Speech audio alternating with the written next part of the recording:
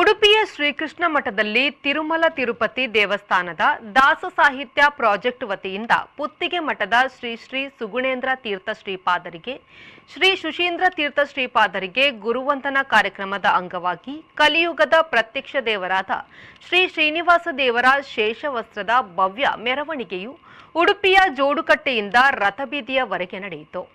ಪರ್ಯಾಯ ಶ್ರೀಪಾದರು ಕನಕಗೋಪುರದ ಎದುರು ದೇವರ ಪ್ರಸಾದಕ್ಕೆ ಆರತಿಯನ್ನು ಬೆಳಗಿ ಸ್ವಾಗತಿಸಿದರು.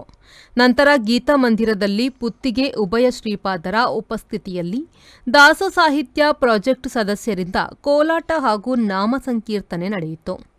ಗುರುಪೂರ್ಣಿಮೆ ದಿನ ತಿರುಪತಿ ದಾಸ ಸಾಹಿತ್ಯದ ಆಡಳಿತ ಅಧಿಕಾರಿಯಾದ ಆನಂದತೀರ್ಥ ಆಚಾರ್ಯ ಪಗಡಾಲ್, ಟಿಟಿಡಿಯ ವಿಶೇಷ ಅಧಿಕಾರಿಯಾದ ರಾಜಗೋಪಾಲಾಚಾರ್, ಪುತ್ತಿಗೆ ಮಠದ ನಾಗರಾಜ್ ಆಚಾರ್ಯ, ಪ್ರಸನ್ನ ಆಚಾರ್ಯ, ವಿಷ್ಣುಮೂರ್ತಿ ಉಪಾಧ್ಯಾಯ, ಬಿ ಗೋಪಾಲ ಆಚಾರ್ಯ, ರಮೇಶ್ ಭಟ್, ರವೀಂದ್ರ ಆಚಾರ್ಯ ಹಾಗೂ ದಾಸ ಸಾಹಿತ್ಯದ 2000ಕ್ಕೂ ಅಧಿಕ ಸಂಖ್ಯೆಯ ಸದಸ್ಯರ ಉಪಸ್ಥಿತಿಯಲ್ಲಿ ಗುರುವಂದನಾ ಕಾರ್ಯಕ್ರಮವು ಅತ್ಯಂತ ವೈಭವದಿಂದ ನಡೆಯಿತು.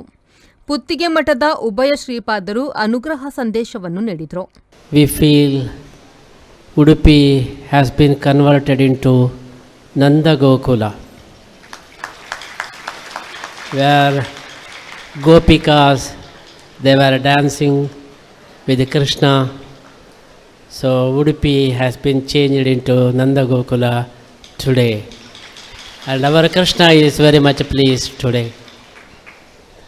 Krishna is always favorite to women. We heard he had 16,000 wives.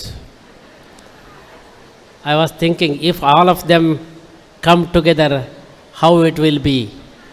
So we remember the day, today 16,000 wives, if they come, then how grand it is. Sreejith, ವಿ4 ನ್ಯೂಸ್, ಉಡುಪಿ.